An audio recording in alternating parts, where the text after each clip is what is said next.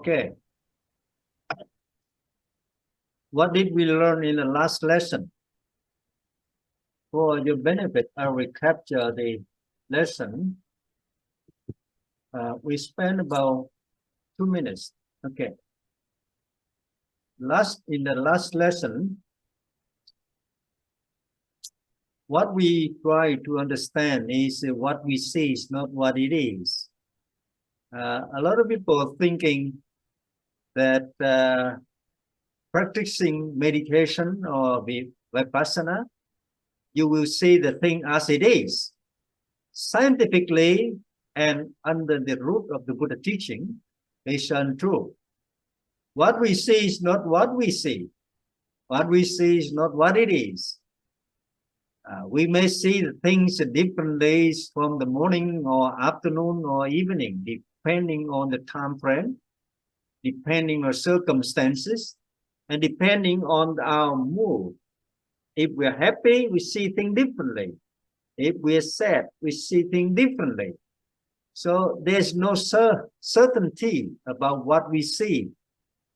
So the phrase, usually people mention about vipassana, meditation, is a technique helping you to see the thing as it is. It's a fake one. It's illusion one. It's not true. Because you see here, the object you see through your eyes will be captured by the retina and transmit all the signal to your brain. And it's not the eyes see something, but the brain sees something. So the brain is actually cultivated, it's a product of combination, the feeling, the perception, mental formation, and the consciousness. If you haven't seen the things before, and now there's no way you can interpret what it is.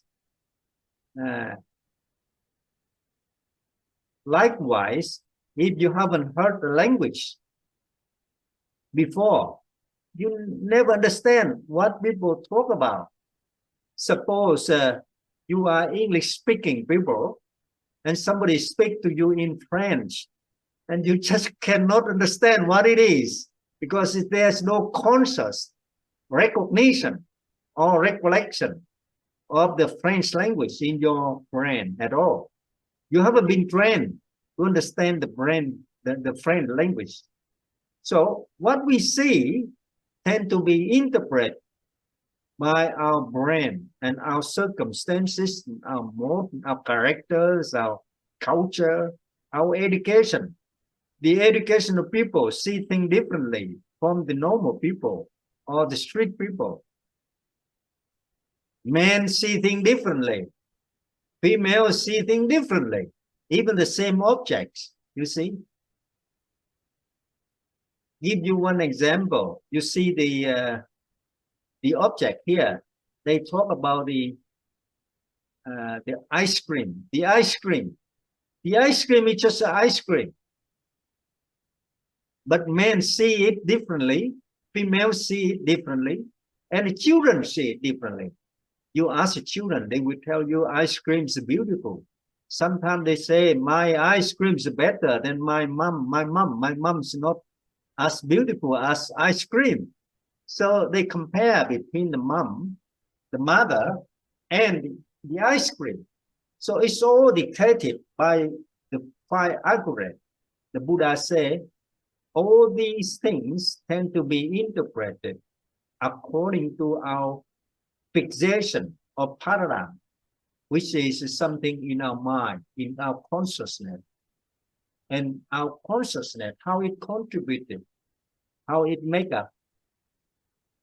Actually, the Buddha said about 5 algorithms. The external object will be transmitted into the internal object. And it contains all the vedana, liking, disliking, feeling, perception, mental formation, and then consciousness. So what we see here is not what it is. You see the eyes, 2 eyes, left eyes and right eyes, they have a different feeling because different part of the brain control the different part of the eyes. So that's why when you want to see the thing through, like the arrow, you know what you have to do? Shut one eye. Okay, shut down one eye, close one eye, and see the straight line. Okay, you cannot see the straight line by two eyes. You have to shut one eye. Like if you want to shoot something, okay, and then you have to shut one eye, shut down one eye. So what we see here is all depend on the time frame. In the past, you've seen that. In the present, you may have imagination about what you see.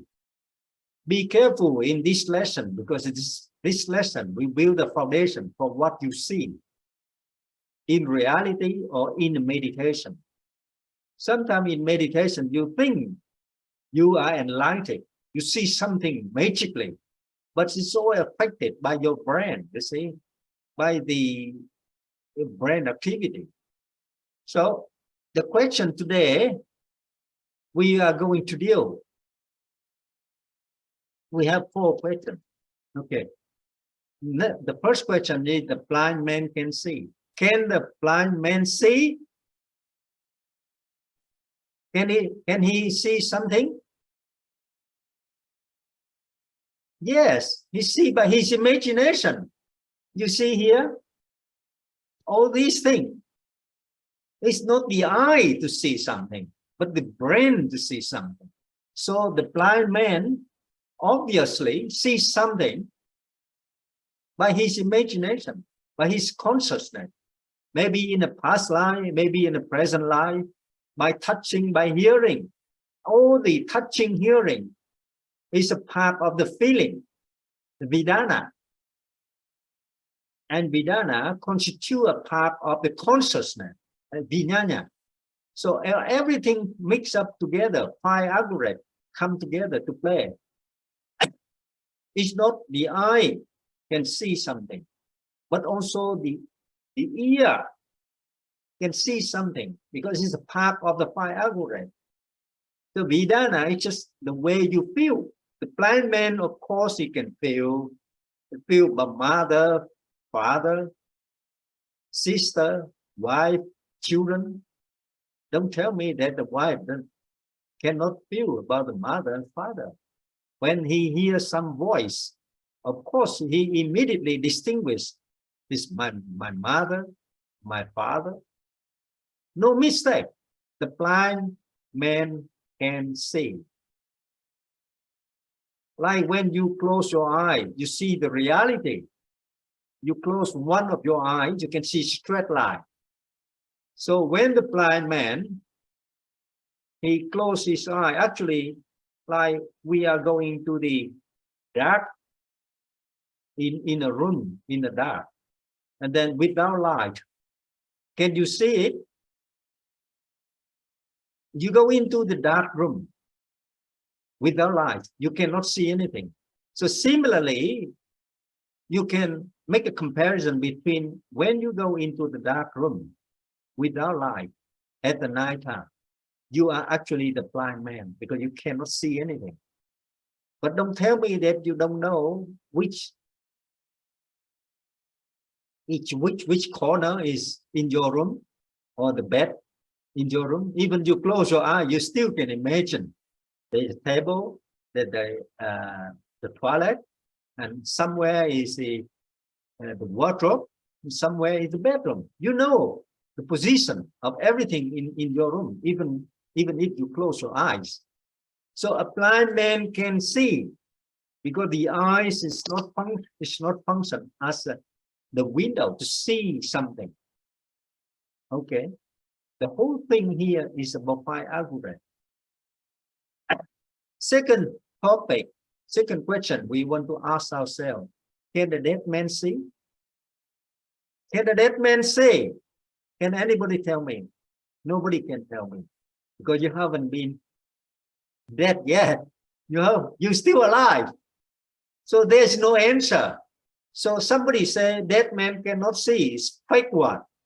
Or dead man can see something, it's a fake one also. Okay. There's no concrete answer until you die. Okay.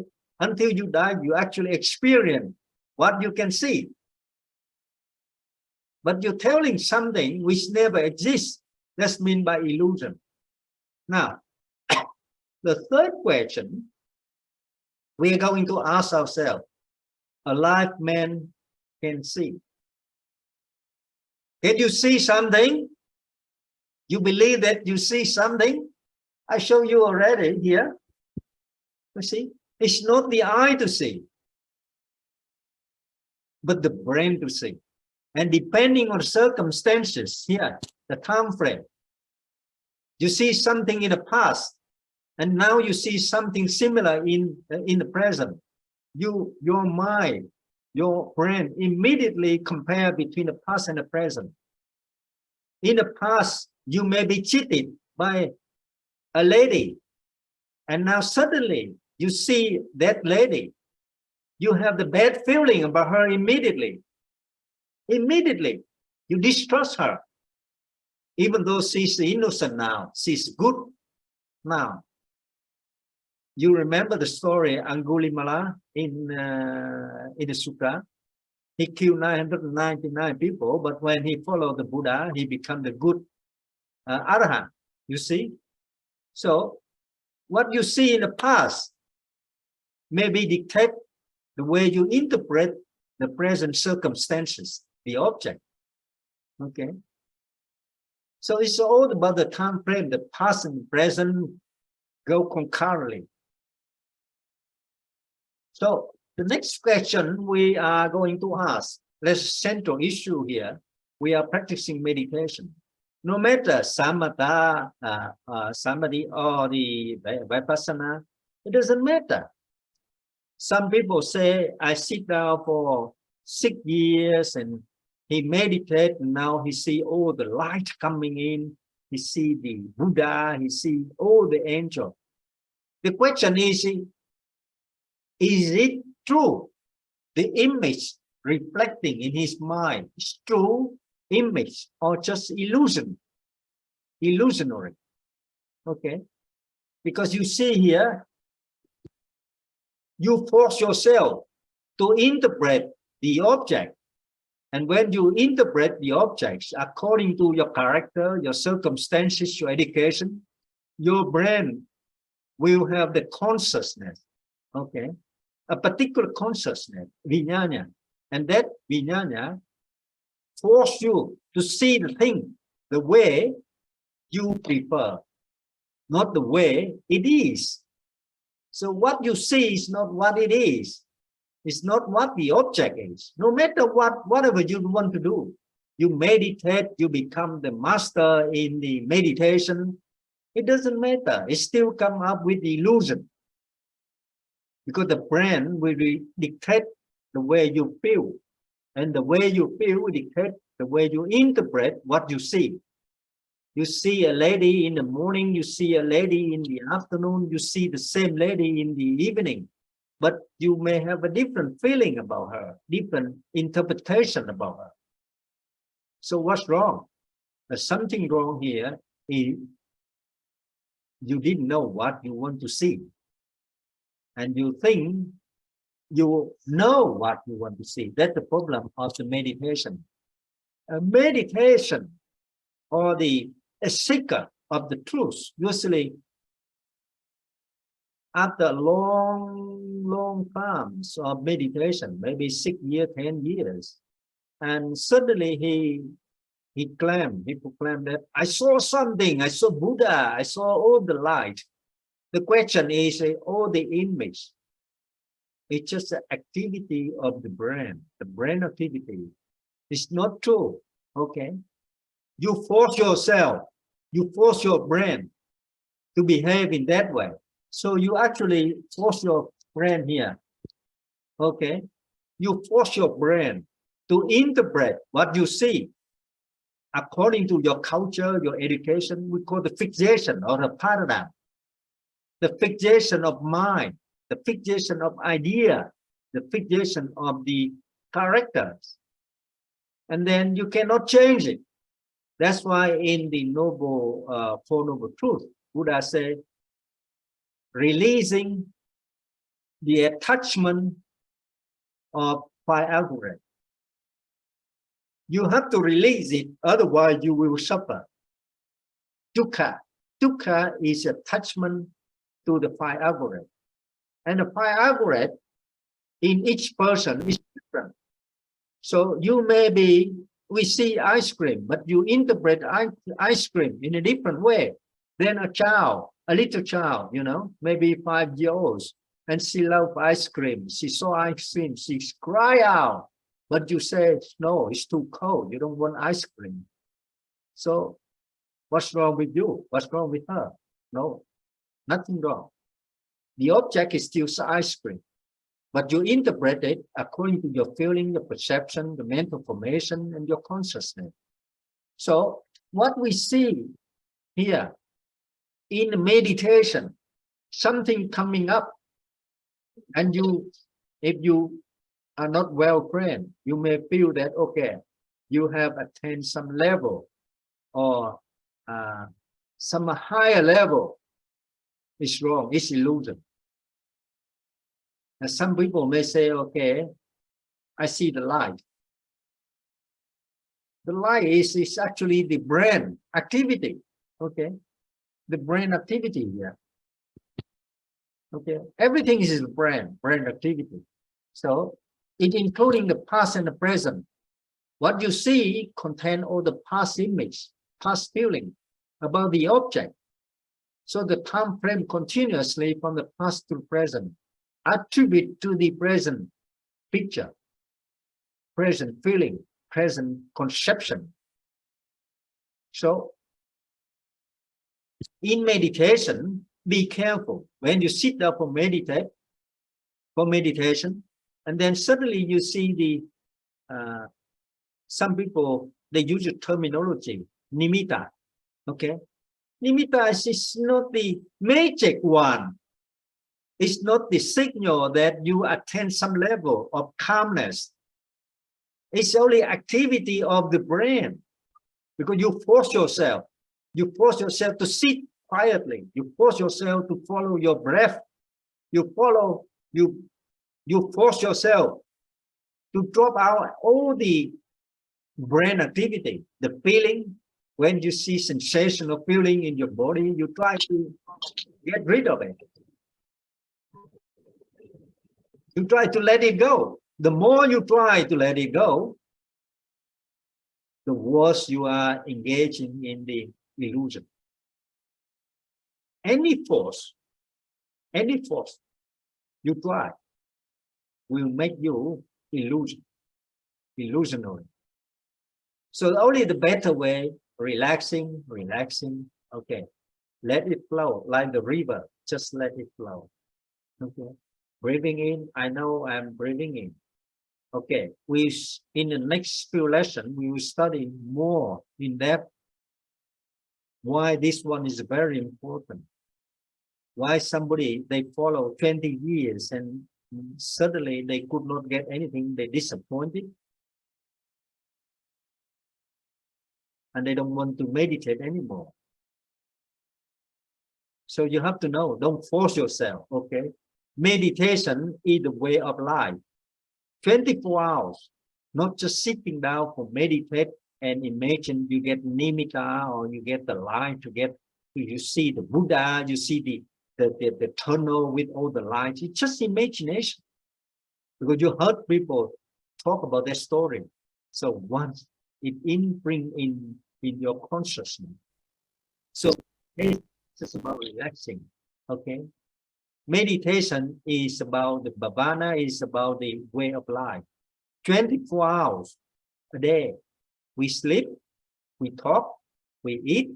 We have to meditate when we are eating. We have to meditate when we are toileting. We have to meditate when we're taking bath. We meditate when we are driving a car. Everything we do with the causes effect, with the intention, we know exactly what we are doing. We use our body properly. That's called meditation. Okay, with the consciousness, we must be aware of, we lift, foot, up, down, breathing in, breathing out, shake hand, closing your eyes, plucking your eyes, or even turn around your body, lying down. Whatever you do, you have to be conscious, consciously aware of your activity. That's called meditation.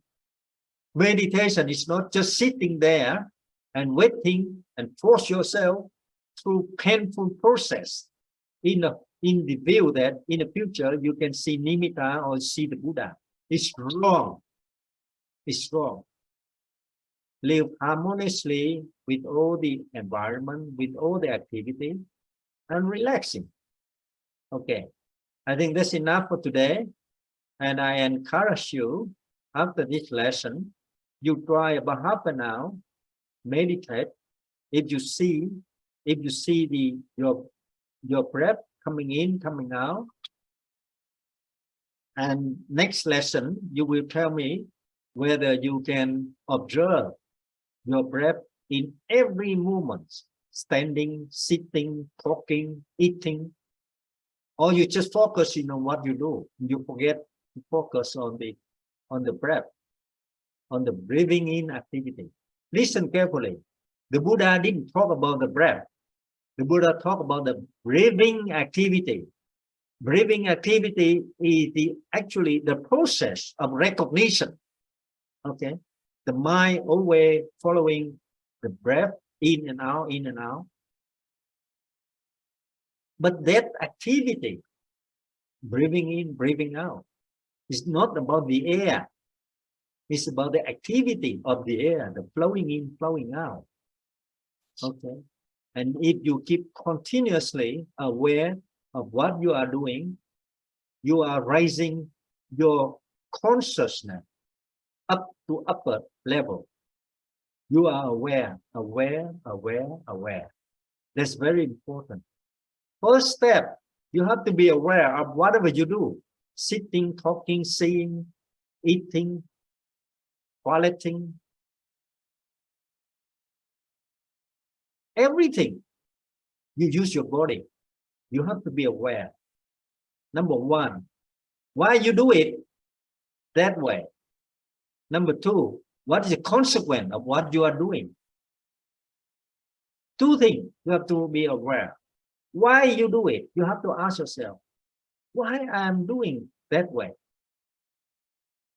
Because every repeated activity will constitute the karma, will force you to the next life.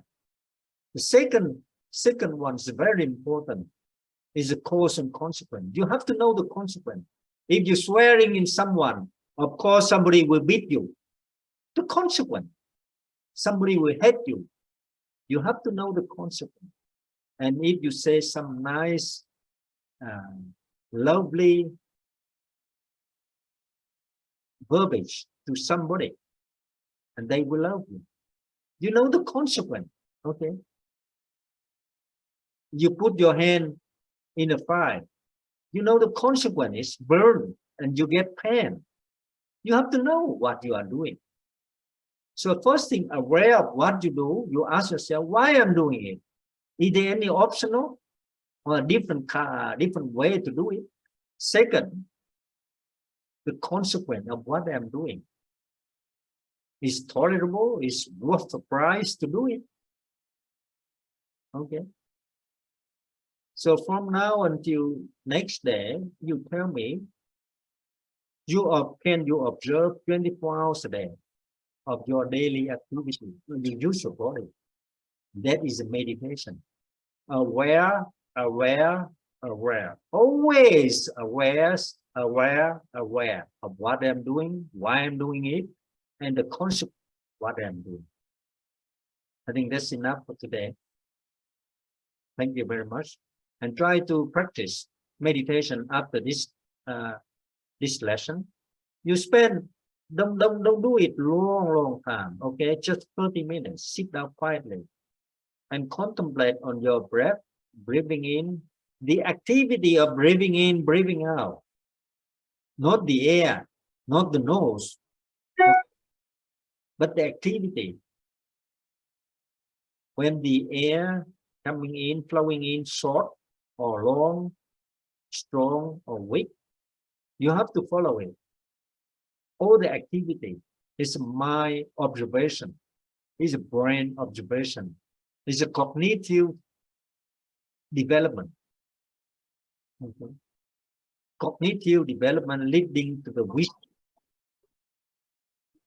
And the difference between man and beast, man and beast, we see the Buddha in the Dhamma path, he said, man and animal are the same when they have a low consciousness.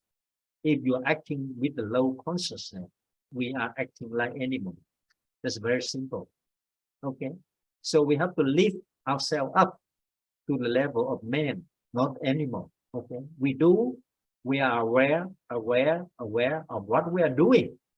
We are also aware of the consequence of what we are doing. Okay. Thank you very much. I promised you 15 minutes, but now it's 28 minutes already.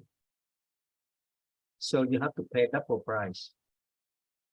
Okay. Okay. Be careful. Next lesson, you have to tell me on Monday, you have to tell me all the answer you can imagine for 4 questions here. Blind man can see or not? You can tell me anything. There's no right or wrong answer.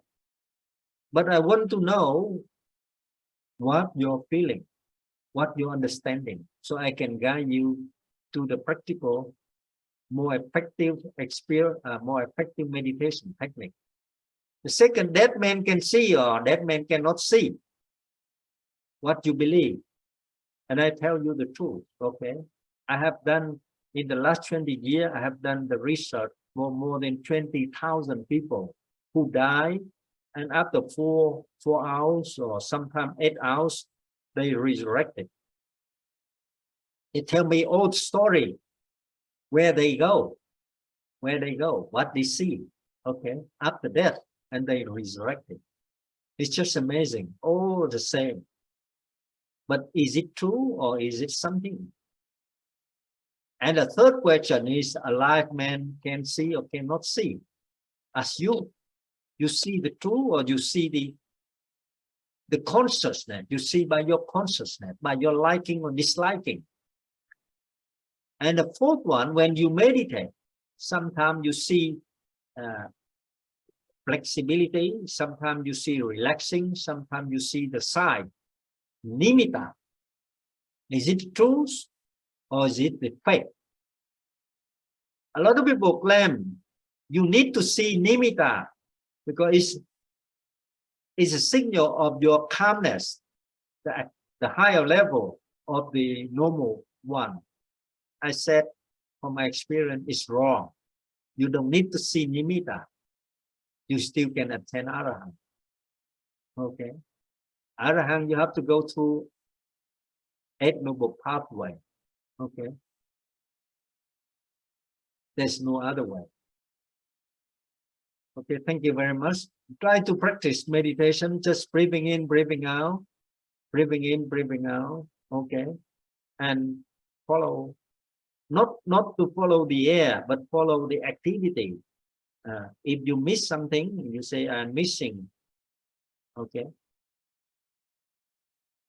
May all the merit cultivated through our learning today will be shared with all the people, all the beings everywhere, from the Deva or the invisible world.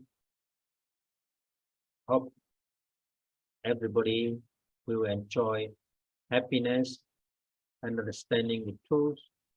Life and death is just a game. It's just illusion.